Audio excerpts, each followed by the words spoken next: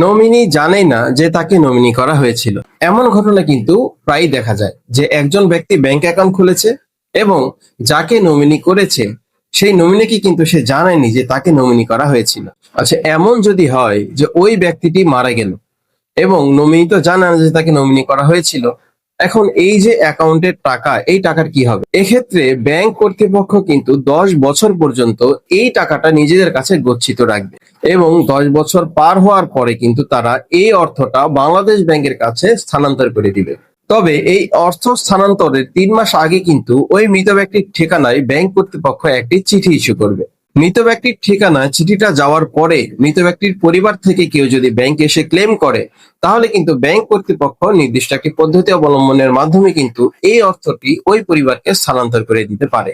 আর যদি কেউ ক্লেম না করে, অর্থাৎ এই যে চিঠিটা গেল, এই চিঠি এমন হতে পারে যে মৃত ব্যক্তির যে ঠিকানা, সেই ঠিকানা কোনো কারণে ভুল দেওয়া থাকতে পারে বা সেই ঠিকানায় থেকে কেউ রেসপন্স করলো না, তাহলে কিন্তু ব্যাংক কর্তৃপক্ষ এই টাকাটা কিন্তু বাংলাদেশ ব্যাংকের কাছে স্থানান্তর করে দেয়।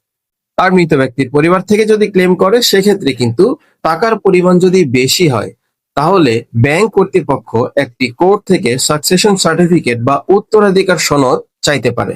একজন উকিলের মাধ্যমে কিন্তু আপনারা কোর্ট থেকে এই সাকসেশন সার্টিফিকেটটা পেতে পারেন।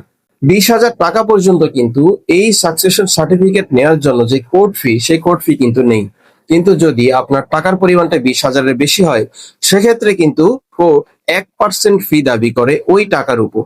20,000 থেকে 1 লক্ষ টাকা পর্যন্ত কিন্তু 1% ফি দাবি করে, এবং যদি টাকার পরিমাণটা 1 লক্ষ টাকার বেশি হয়ে যায়, সেক্ষেত্রে কিন্তু 2% কোর্ট ফি দাবি করে কোর্ট।